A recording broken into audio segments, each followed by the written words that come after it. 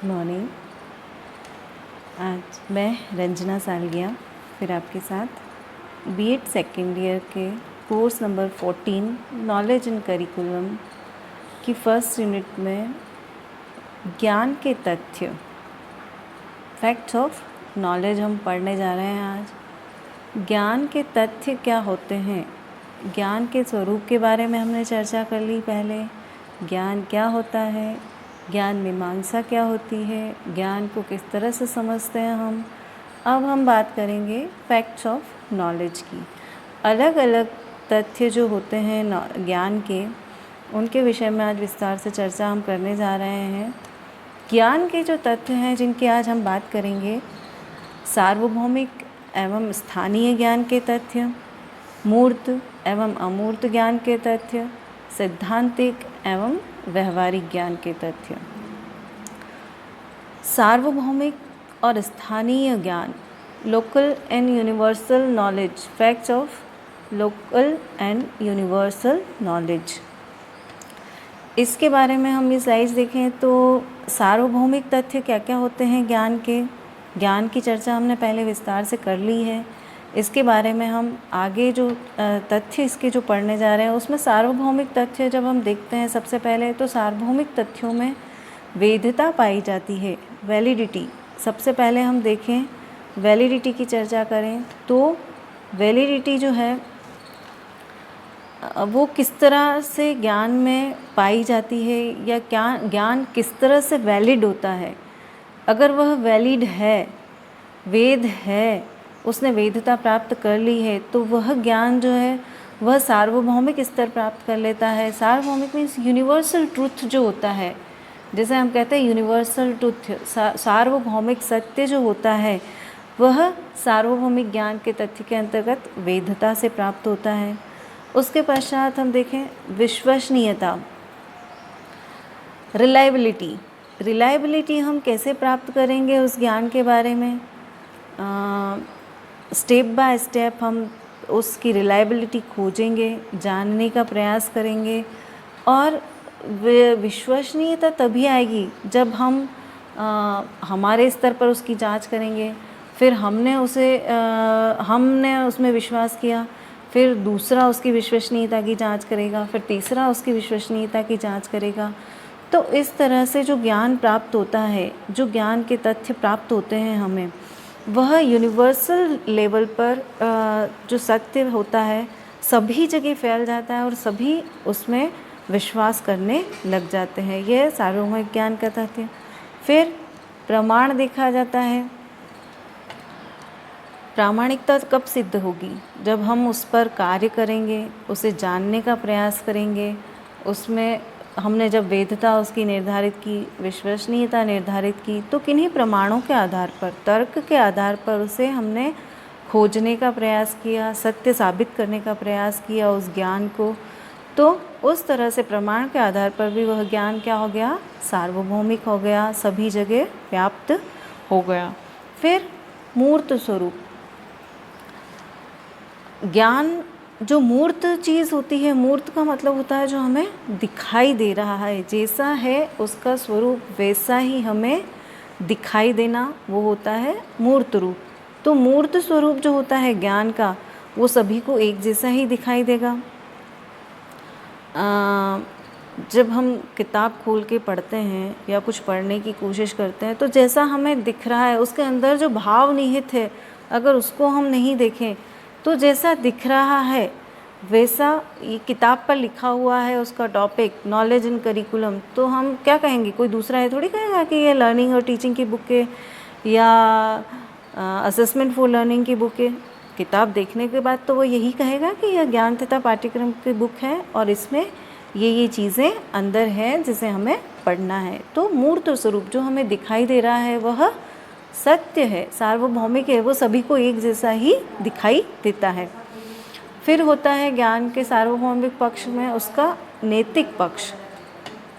नैतिकता मीन्स सभी को वो बात अच्छी लगना, सभी के लिए सहज होना, सरल होना, यह नैतिकता के पक्ष होते हैं। ज्ञान के जो पक्ष है, मुझे अच्छा लग रहा है और मैं उसे अडॉप्ट कर रही हूँ उस चीज़ को। मुझे जैसे हम टीचिंग लाइन में जा रहे हैं, हम शिक्षक बनने जा रहे हैं, जो इसका नैतिक पक्ष अगर हम देखें तो हम लोग बहुत अच्छी जॉब है, टीचर की जॉब हमें करना चाहिए। मतलब कहें कि सबसे अच्छी जॉब जो कही जाती है वो शिक्षक की नौकरी कही जाती है। तो उसका नैतिक पक्ष देखें कि सभी को अच्छा लगता है, एक शिक्षक होना सभी को अच्छा लगता है। शिक्षक के रूप में अपने आप को हम निखार पाते हैं और दूसरों को निखारने का प्रयास करते हैं। तो ये उस चीज़ का, उस ज्ञान का एक नैतिक पक्ष है, वो सभी को अच्छा लगता है। तो सार्वभौमिक रूप वह ले लेता है ज्ञान का कि शिक्षक की जॉब बहुत अच्छी जॉब है। फिर सार्वभौमिक ज्ञान वैज्ञानिक रूप लिए हुए होता है, उसे हमें प्रमाणित करना पड़ता है, तर्क दिए जा सकते हैं, उसकी वैधता निर्धारित की जा सकती है, विश्वसनीयता, ये जो सारे रूप हैं वो वैज्ञानिक जो तौर तरीके होते हैं उनमें काम में लिए जाते हैं और उसके आधार पर सत्य निर्धारित किया जाता है कि यह चीज़ सभी जगह एक जैसी है।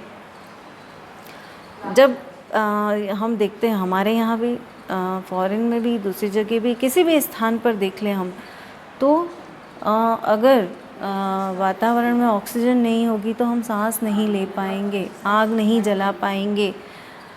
उसकी कमी अगर होती है तो जीवन निश्चित नहीं है। ये सभी जगह के लिए ये सार्वभौमिक सत्य है, सभी जानते हैं इसे और सत्य ही मानते हैं। तो यह ज्ञान का क्या है? सार्वभौमिक पक्ष है। Universal facts of knowledge. फिर अनुसंधान द्वारा जो ज्ञान प्राप्त किया जाता है, रिसर्च, शोध, जिस विषय के, जैसे एक विषय हमें प्राप्त है और विषय के बारे में हम पुनः शोध करते हैं, पुनः अवलोकन करते हैं, या जैसे भी उसी चीज़ के बारे में पुनः कुछ चीज़ प्राप्त करना, उस बारे में निष्कर्ष प्राप्त करना, तो यह चीज़ हो जाती है रिसर्च। उसके द्वारा जो ज्ञान हमें प्राप्त होता है वह भी यूनिवर्सल ट्रुथ के रूप में ही देखा जाता है। तो ज्ञान का सार्वभौमिक पक्ष है। फिर मूल्यांकन किया जाना ज्ञान का। मूल्यांकन के आधार पर सच साबित किया जाता है। मूल्यांकन किया जाता है, कक्षा में हम बच्चों का एवल्यूशन करते हैं, एग्ज़ाम्स लेते हैं, ओरल एग्ज़ाम्स होते हैं, कोई प्रैक्टिकल्स होते हैं, उनके द्वारा मूल्यांकन करते हैं। तो जो उनकी जो वास्तविक स्थिति होती है, बच्चों की जो ज्ञान की वास्तविक स्थिति होती है, वो हमें पता चलती है। तो वह क्या हो गया? सार्वभौमिक सत्य हो गया। उसका जो रिज़ल्ट आया कि उसकी बुद्धि लब्धि या उसके ज्ञान की अवस्था, उस बालक के ज्ञान की अवस्था इतनी है, वह इतने स्तर तक का ज्ञान प्राप्त करता है और उसका मूल्यांकन इस तरह से किया गया, तो वह सार्वभौमिक तथ्य बन गया कि उसका रिज़ल्ट, जैसे बोर्ड के रिज़ल्ट्स आते हैं बच्चों के 90%, 80%, 70%, जितने भी परसेंट बनाए, तो वो सभी के लिए कि हाँ इतनी उसकी योग्यता है और वह मूल्यांकन में प्राप्त की। तो यह हो गया सार्वभौमिक ज्ञान के तथ्य। अब हम देखें कि स्थानीय ज्ञान, इसी के साथ सार्वभौमिक के साथ स्थानीय ज्ञान, local facts of local knowledge. इसमें देखें हम सबसे पहले सांस्कृतिक तथ्य। सांस्कृतिक तथ्य जो कल्चरल फैक्ट्स होते हैं ज्ञान के, वो स्थानीय रूप पर अलग अलग होते हैं। सभी स्थानों की संस्कृति उसकी वहाँ की स्थिति के अनुसार, परिस्थितियों के अनुसार, पर्यावरण के अनुसार अलग अलग होती है। तो वह जो ज्ञान होता है वह स्थानीय ज्ञान होता है। फिर इसमें है सेकंड, परिवर्तनशीलता। स्थानीय ज्ञान परिवर्तनशील ही होगा। सभी स्थानों पर अलग अलग ज्ञान के रूप होते हैं। स्थानीय ज्ञान के फैक्ट्स परिवर्तनशीलता है। फिर दार्शनिक विचार, जहाँ जहाँ पर जैसी दार्शनिक विचारधारा चलती है, जिस तरह का दर्शन प्रस्तुत होता है, वैसी ही मान्यता लोगों की बन जाती है स्थान विशेष में, और उसी तरह का ज्ञान वहाँ पर प्रचलित होता है। तो यह स्थानीय ज्ञान बनता है। सामाजिक मूल्यों के आधार पर जो ज्ञान प्राप्त करते हैं हम, जैसे हमारे समाज के मूल्य कुछ और हैं, किसी और जगह जो समाज है उसके मूल्य कुछ और हैं। हमारे यहाँ का जो सामाजिक मूल्य है, दया करना, दया भाव रखना, समाज के नियमों के अनुसार चलना, कोई भी ऐसा कदम नहीं उठाना कि समाज उससे नाराज़ हो और हमें बाहर निकाल सके। तो यह सामाजिक मूल्य होते हैं, वो स्थानीय ज्ञान के पक्ष होते हैं। फिर सीमित क्षेत्र होता है स्थानीय ज्ञान का, उसी स्थान विशेष में जो ज्ञान फैला हुआ होता है वह सीमित क्षेत्र होता है ऐसा है। फिर सीमित मूल्यांकन इसका, जब क्षेत्र सीमित है उस ज्ञान का तो हम उसका मूल्यांकन भी सीमित स्थान तक ही, सीमित समय तक ही कर पाएंगे, क्योंकि परिवर्तनशील भी है स्थानीय पक्ष जो ज्ञान का है वो, तो कुछ समय के लिए हम उसका मूल्यांकन कर सकते हैं। फिर है पर्यावरणीय ज्ञान। अलग अलग स्थान पर मौसम अलग अलग होता है, परिस्थितियाँ अलग होती हैं, तो हम कह सकते हैं जैसे हमारे अंचल में इस मक्का की खेती की जाती है इस मौसम में, जो पाली तरफ, बीकानेर इस तरफ बाजरा की खेती की जाती है। तो पर्यावरणीय ज्ञान, यहाँ पर ये फसल अच्छी होगी, ये सब्ज़ी अच्छी होगी, इस मौसम में ये उगाना चाहिए, इस मौसम में ऐसा खाना खाना चाहिए, इस मौसम में ऐसे कपड़े पहनने चाहिए। तो यह स्थानीय ज्ञान के तथ्य हैं। फिर परंपराएं स्थान के अनुसार बदलती रहती हैं। अलग अलग स्थानों के हम जैसे भी किसी भी अंचल में जाते हैं, किसी भी क्षेत्र में जाते हैं तो वहाँ की परंपराएं अलग अलग ही मिलती हैं। खान पान, रहन सहन, कपड़े पहनने का तौर तरीका, रहने का तरीका, मकान बनाने का तरीका, तो यह सब स्थानीय पक्ष हैं ज्ञान के। फिर धार्मिक तथ्य, लास्ट में धार्मिक तथ्य जो हैं वह धर्म से रिलेटेड होते हैं। तो निश्चित ही किसी विशेष धर्म के लोग उसको मानते हैं, सभी लोग उस धर्म को नहीं मानते हैं। हमारे यहाँ धार्मिक परंपराएं कुछ और होती हैं, किसी और जगह धार्मिक परंपराएं कुछ और होती हैं। भारत में जैसे धर्मनिरपेक्ष राज्य है, सभी धर्मों को मान्यता दी जाती है, तो सभी धर्म वाले अपने अपने प्रकार से अपनी धार्मिक मान्यताएं जो हैं वो पूर्ण करते हैं और अपना धार्मिक ज्ञान प्राप्त करते हैं। तो वह स्थानीय स्वरूप है ज्ञान का। यह हो गया स्थानीय स्वरूप। इसके पश्चात हम देखें तो मूर्त ज्ञान और अमूर्त ज्ञान। रियल नॉलेज जो होता है, फैक्ट्स ऑफ रियल नॉलेज। मूर्त ज्ञान के स्वरूप क्या क्या होते हैं? सबसे पहले देखें तो मूर्त ज्ञान में प्रामाणिकता होती है। मूर्त ज्ञान, जैसा मैंने पहले भी चर्चा की अभी, जैसा हमें दिखाई दे रहा है वैसा ही ज्ञान में झलकना। मुझे दिख रहा है कि भगवान बुद्ध की मूर्ति है, तो हम उसे भगवान महावीर की मूर्ति या शिव जी की मूर्ति नहीं कह सकते, क्योंकि हमें दिख रही है कि ये बुद्ध की मूर्ति है, स्टैचू ऑफ बुद्धास। तो यह हो गया फैक्ट हो गया मूर्त ज्ञान का, प्रामाणिक है ये कि वो जैसा दिखाई दे रहा है वैसा ही है। फिर मूर्त ज्ञान को इंद्रिय अनुभव के द्वारा प्राप्त किया जाता है। आँखों द्वारा हम देखते हैं किस चीज़ को, नाक के द्वारा सूंघकर महसूस करते हैं, टच के द्वारा हम महसूस करते हैं कि स्मूथ है, खुरदरा है, कैसा है। ज्ञान सुन के भी प्राप्त, जैसा हमें सुनाई दे रहा है कानों से वैसा ही हम उसे मानते हैं। तो जो मूर्त ज्ञान होता है उसके जो तथ्य हैं वो इंद्रिय अनुभव होते हैं, इंद्रियों से अनुभव किया जाता है, वह मूर्त ज्ञान होता है। फिर मूर्त ज्ञान का आकार निश्चित होता है। जैसे बुक है तो इसका आकार इतना है, साइज़ इतनी है, पेजेस इतने हैं, इसमें ये लिखा गया है। किसी मूर्ति को देखें, स्टैचू को देखें, या जैसे लाइब्रेरी है, इसमें इतनी किताबें हैं। जैसे ही हम लाइब्रेरी में घुसते हैं उसके बारे में लिखा होता है, यहाँ पर इतनी किताबें हैं, इस प्रकार की किताबें हैं। तो वह निश्चित आकार होता है किसी भी चीज़ का, वो जो हमें दिखाई देता है वह मूर्त ज्ञान का स्वरूप होता है। फिर भाषाई वर्णन में निश्चितता होती है उसके, जो लिखा गया है और वही देखा जाएगा और वही पढ़ा जाएगा, वही बोला जाएगा। तो भाषाई ज्ञान में जो निश्चितता होती है, भाषाई वर्णन में जो निश्चितता होती है, वह भी मूर्त ज्ञान का स्वरूप है। फिर है अस्तित्व की उपस्थिति, उसका अस्तित्व देखा जा सकता है, उपस्थित रहता है। मूर्त ज्ञान का अस्तित्व देखा जा सकता है, महसूस नहीं किया जा सकता, सॉरी, पर देखने पर जो निश्चितता नज़र आती है, उसका अस्तित्व नज़र आता है कि इस शेप में है, वह इस आकार का है, पतला है, दुबला है, मोटा है, चौड़ा है, इतना लंबा है, इतना क्षेत्रफल है, तो उसका जो अस्तित्व होता है, उसकी उपस्थिति निश्चित होती है। फिर विश्वसनीयता होती है, उसमें रिलायबिलिटी जिसे कहते हैं, हम पहले भी पढ़ा हमने। देखा जा रहा है वह निश्चित ही सत्य है कि यह ऐसा है, हम उसे नकार नहीं सकते कि यह सत्य नहीं है, यह विश्वसनीय नहीं है, या हम देखें और कहें नहीं मुझे तो विश्वास नहीं हो रहा, ऐसा तो हम नहीं कहते किसी चीज़ को देखकर। नहीं, हम जो देखते हैं वह उसमें विश्वसनीयता होती है। फिर वास्तविकता होना, जो चीज़ दिख रही है वह वास्तविक भी होगी।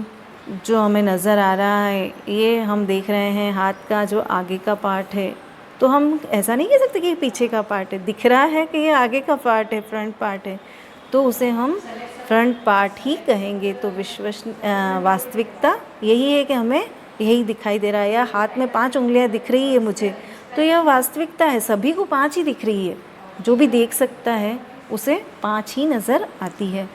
फिर है वैधता, वैलिडिटी की बात करते हैं हम, तो 5 है उंगलियां मेरे हाथ में तो वैलिड है भाई, 6 नहीं दिख सकती किसी को, या 4 नहीं कर सकते उसको, 5 है मीन्स 5 ही है। तो यह मूर्त ज्ञान, मूर्त मतलब रियल नॉलेज जो होता है, जो दिखाई दे रहा है, वह मूर्त ज्ञान है।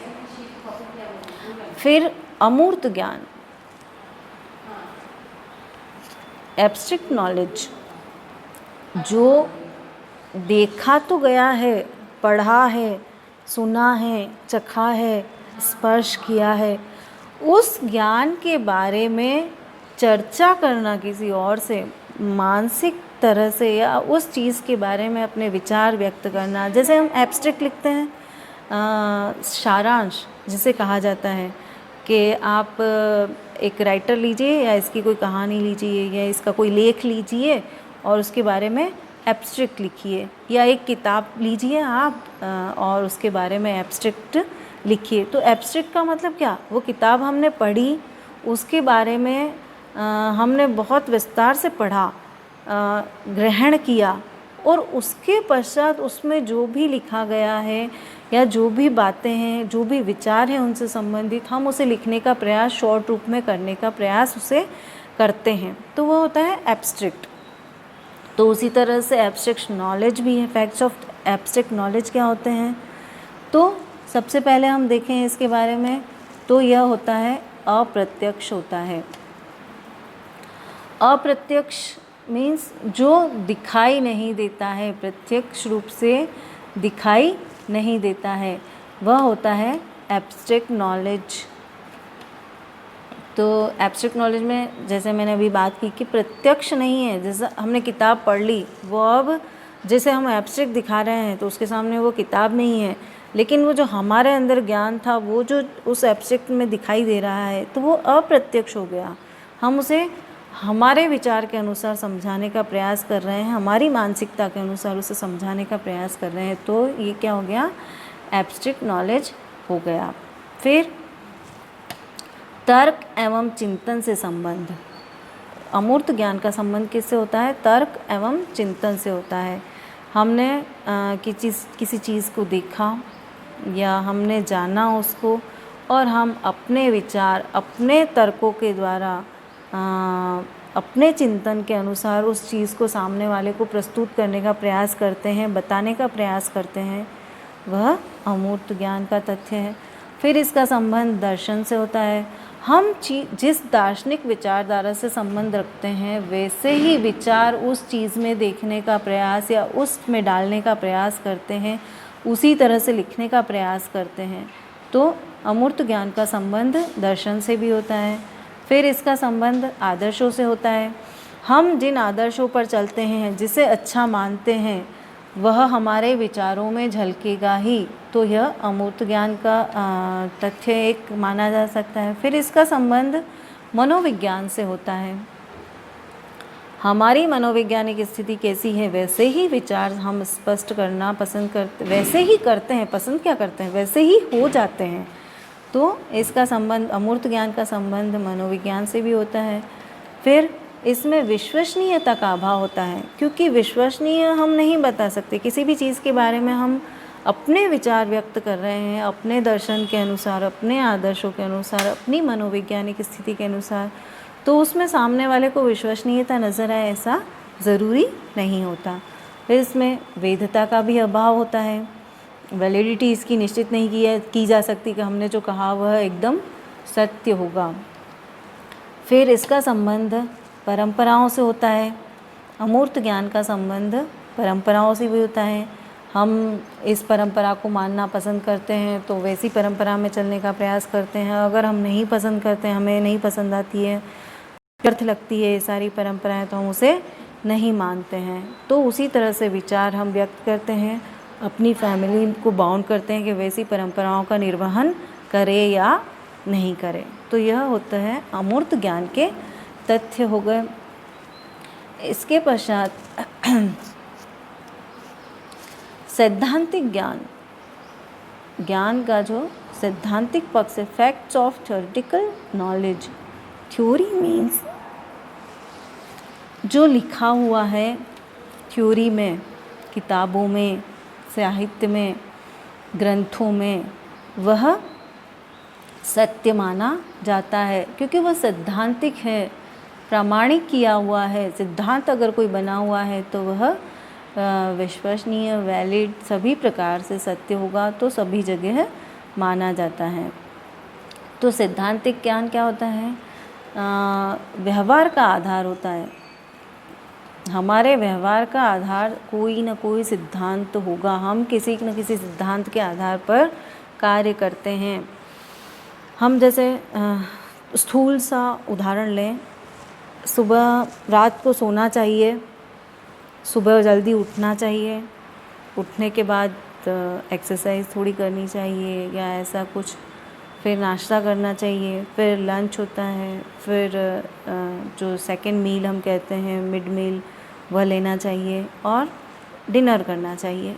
तो ये सभी लोग ऐसे ही करते हैं। क्यों करते हैं? क्योंकि ये प्रमाणित किया गया हुआ है, सिद्धांत बन गया है कि ऐसा करने से हमारा स्वास्थ्य ठीक रहता है, हमारी ज़रूरतें पूरी होती है और ऐसा सभी लोग करते आए हैं और हमें भी करना है। तो हमारे व्यवहार का आधार सैद्धांतिक ज्ञान होता है। किसी भी सिद्धांत के बिना हम कार्य नहीं करते हैं। फिर सैद्धांतिक ज्ञान वर्णन के आधार पर होता है, वर्णन पर आधारित होता है। जैसा मैंने कहा कि लिखा गया है, हमने पढ़ा उसे, सुना उसे, किसी किताब में पढ़ा, किसी ग्रंथ में पढ़ा। हम जो करते हैं क्रियाकलाप दिन भर में, तो हमारी जो पुरानी प्रचलित धारणाएं हैं उन्हीं के आधार पर हम करते हैं। तो सैद्धांतिक ज्ञान वर्णित ज्ञान होता है। फिर इसका संबंध विचारों से होता है। लिखा गया, हमने पढ़ा और हम अपने अनुसार, अपने विचारों के अनुसार उसे अभिव्यक्त करते हैं, दूसरी पीढ़ी तक हस्तांतरित करते हैं, तो यह विचारों से संबंध हो गया। फिर इसका संबंध मनोविज्ञान से भी होता है। हमारी मनोवैज्ञानिक स्थिति कैसी है, उस सिद्धांतों को मानने के लिए हमारी स्थिति अनुकूल है, प्रतिकूल है, किस तरह से हम किस स्थिति में हैं, किस समय में हैं, किस स्थान पर हैं। तो हमारी मनोवैज्ञानिक स्थिति के अनुसार ज्ञान परिवर्तित होता रहता है, सैद्धांतिक ज्ञान में परिवर्तन। अब बात करें हम सैद्धांतिक ज्ञान के तथ्यों की, तो सैद्धांतिक ज्ञान के जो तथ्य हैं उसमें सबसे पहले जो तथ्य होता है, इस ज्ञान का आधार, व्यवहारिक आधार, ये सैद्धांतिक ज्ञान व्यवहार का आधार होता है। क्योंकि किसी भी प्रकार का व्यवहार जो हम करते हैं वह सिद्धांतों के आधार पर होता है। जैसे हमारे जो प्रचलित सिद्धांत है, सामाजिक सिद्धांत, नैतिक सिद्धांत, चारित्रिक सिद्धांत, तो ये सभी जो सिद्धांत हैं वह हमारे व्यवहार के आधार होते हैं। उन्हीं के अनुसार हम व्यवहार करते हैं दैनिक जीवन में और उन्हीं के आधार पर नए सिद्धांतों का निर्माण भी किया जाता है। फिर सैद्धांतिक ज्ञान वर्णन पर आधारित होता है। वर्णनात्मक सिद्धांत जो होते हैं, जो हमने पढ़े हैं, वर्णन किए जो जाते हैं, तो वह हमारी जो भारतीय परंपरा है उसमें हम सिद्धांतों के आधार पर जो ज्ञान प्राप्त करते हैं वह वर्णित ज्ञान के आधार पर प्राप्त करते हैं। हमारा व्यवहार उस पर निर्भर करता है। उस व्यवहार की उपयोगिता उन सिद्धांतों पर निर्भर करती है। तो जो वर्णित ज्ञान है वह सैद्धांतिक ज्ञान होता है। फिर सैद्धांतिक ज्ञान का संबंध विचारों से होता है। सिद्धांतों के आधार पर हमने ज्ञान प्राप्त किया और वैसा ही विचार हमारे मन में आते हैं और उन विचारों के आधार पर हम अपना व्यवहार करते हैं। हमारा व्यवहार उन विचारों पर निर्भर करता है। तो हम उन विचारों के अनुसार और अपना जो ज्ञान, जो दूसरा ज्ञान है, उनको जोड़कर जो नवीन ज्ञान प्राप्त हम करते हैं उन विचारों के आधार पर, तो इसी प्रकार से नए सिद्धांत आगे की ओर बनते जाते हैं। तो नया सैद्धांतिक ज्ञान भी बनता जाता है। फिर इसका संबंध मनोविज्ञान से होता है।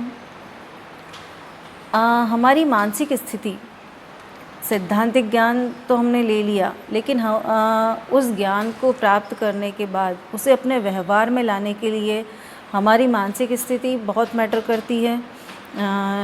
हमारी मानसिक स्थिति पर निर्भर करता है कि हम उस सिद्धांत को हमारे व्यवहार में कैसे प्रयोग करेंगे, उसकी पृष्ठभूमि क्या रहेगी और उसमें हमारा मनोविज्ञान किस तरह से काम करेगा उस सैद्धांतिक ज्ञान के रूप में। फिर सैद्धांतिक ज्ञान का संबंध रुचि से होता है हमारी। अलग अलग विद्वान अलग अलग विषयों में रुचि रखते हैं, तो उसके अनुसार जो ज्ञान का स्वरूप है, सिद्धांत भी अलग अलग रूप में निर्मित होते हैं। किसी की रुचि विज्ञान में होती है, किसी की समाज में होती है, किसी की पर्यावरण में होती है। तो वह जो है उसके अनुसार व्यवहार करते हैं, रुचि के अनुसार, और उसी के अनुसार नए नए सिद्धांतों का निर्माण भी हो जाता है और हम उसे अपने व्यवहार में प्रदर्शित करते हैं। फिर सैद्धांतिक ज्ञान में क्रियाशीलता का अभाव होता है। जो सैद्धांतिक ज्ञान है करके नहीं देखा जा सकता, वैसा का वैसा जैसा हमने पढ़ा उसे उसी रूप में अडॉप्ट किया जाता है और उसी तरह से व्यवहार में लाया जाता है। फिर इस सैद्धांतिक ज्ञान का संबंध अमूर्त ज्ञान से होता है। जो भी ज्ञान विचारों के आधार पर विचारों पर निर्भर करता है, हमारी मानसिक स्थिति पर निर्भर करता है, हमारे विचारों की अभिव्यक्ति में झलकता है जो ज्ञान, वह ज्ञान अमूर्त ज्ञान होता है, उसको हम देख नहीं सकते। तो इसका संबंध अमूर्त ज्ञान से होता है। और लास्ट में है तर्क एवं चिंतन का प्रभाव सैद्धांतिक ज्ञान पर होता है। तर्क एवं चिंतन के आधार पर ही सिद्धांतों का निर्माण किया जाता है और उन सिद्धांतों को ज्ञान का स्वरूप प्रदान किया जाता है और उसी ज्ञान के आधार पर हम अपना व्यवहार करते हैं और उसमें परिवर्तन निरंतर लाते रहते हैं। तो यह हो गया थ्योरेटिकल नॉलेज। फिर है आपका व्यवहारिक ज्ञान, प्रैक्टिकल नॉलेज जो है वह हम जो करते हैं, जो हमारे व्यवहार में दिखाई देता है, हमारे व्यक्तित्व में दिखाई देता है, वह प्रैक्टिकल नॉलेज है। तो व्यवहारिक ज्ञान के जो तथ्य हैं उसमें जो सबसे पहले है वह है उपयोगिता। ज्ञान की उपयोगिता किस प्रकार से है, उस ज्ञान को हम उपयोग में कैसे लाते हैं, उस पर निर्भर करता है कि वह ज्ञान कैसा है। तो उपयोगिता यदि ज्ञान की है तो वह व्यवहारिक ज्ञान के रूप में कितना उस सिद्धांत को उपयोग में लिया जाता है, जो सिद्धांत बनाए गए हैं तो वह कितना उपयोग में लिया जाता है, वह प्रैक्टिकल नॉलेज है। जैसे हम अभी शिक्षा में बात कर रहे हैं तो जो शिक्षा के सिद्धांत हैं, जैसे जीन पियाजे का संज्ञानात्मक सिद्धांत और थॉर्नडाइक का सिद्धांत, पावलोव का क्रिया प्रसूत सिद्धांत, ये जो सिद्धांत हैं सभी के, तो वह क्रिया पर आधारित है, उपयोगिता पर आधारित है, उसे कितना उपयोग किया गया उस पर आधारित है, तो यह व्यवहारिक ज्ञान है। फिर इस ज्ञान में क्रियाशीलता होती है, कर कर देख सीखना, कर कर देखना, कर कर विश्वास करना, क्रिया द्वारा विश्वास करना। तो व्यवहारिक ज्ञान पुनः पुनः किया जाता है किसी के द्वारा, तो वह ज्ञान के रूप में, ज्ञान का रूप ले लेता है और उसे सभी लोग आगे से आगे व्यवहार में करते रहते हैं। फिर है प्रयोग प्रदर्शन, प्रैक्टिकल करके दिखाना, प्रयोग करके दिखाना। अगर कोई मानता नहीं है, हमारी बात में विश्वास नहीं करता है, तो उसे हम क्या कहेंगे, कर कर दिखाने का प्रयास करते हैं कि वह इस तरह से होगा और उसका उपयोग इसलिए किया जाएगा। प्रयोग प्रदर्शन किया जाता है, किसी सिद्धांत के आधार पर प्रयोग किया जाता है, तो समाज उसे मान्यता प्रदान कर देता है उस ज्ञान को। फिर है कौशल का विकास होता है। व्यवहारिक ज्ञान में हम कौशल का विकास करते हैं, हमारे किसी भी चीज़ को सीखना, लिखना सीखना, बोलना सीखना। सबसे पहले हमने, जब हम जन्म लेते हैं तब हम बोलना सीखते हैं। कैसे सीखते हैं ये कौशल, सामने वाले को बोलता हुआ देखकर, उसका भाषाई ज्ञान सीखकर।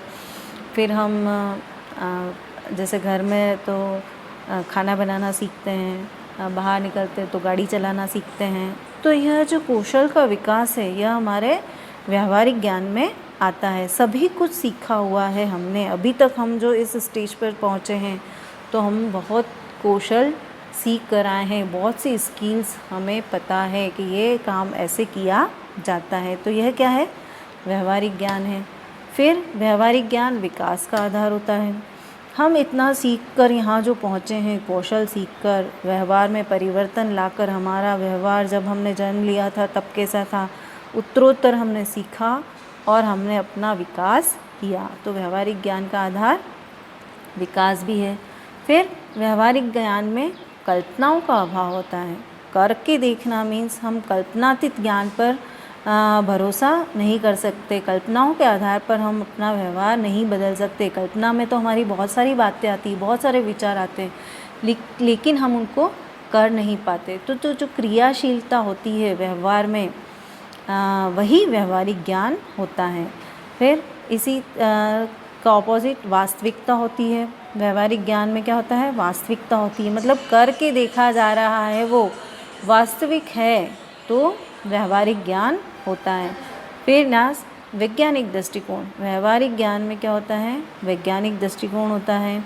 हम कोई कार्य करते हैं और किसी भी परिस्थिति में करते हैं, तो वह अगर सभी को पसंद आता है, सभी के लिए उपयोगी होता है, सभी के लिए सत्य होता है, तो उसका प्रयोग बार बार किया जाता है और उसे सीखा जाता है।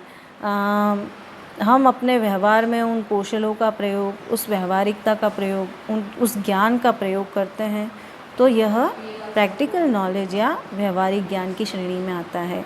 तो आज हमने सार्वभौमिक ज्ञान, स्थानीय ज्ञान, मूर्त ज्ञान, अमूर्त ज्ञान, सैद्धांतिक ज्ञान और व्यवहारिक ज्ञान के तथ्यों के बारे में चर्चा की। इसकी आगे की चर्चा हम नेक्स्ट वीडियो के अंदर करेंगे।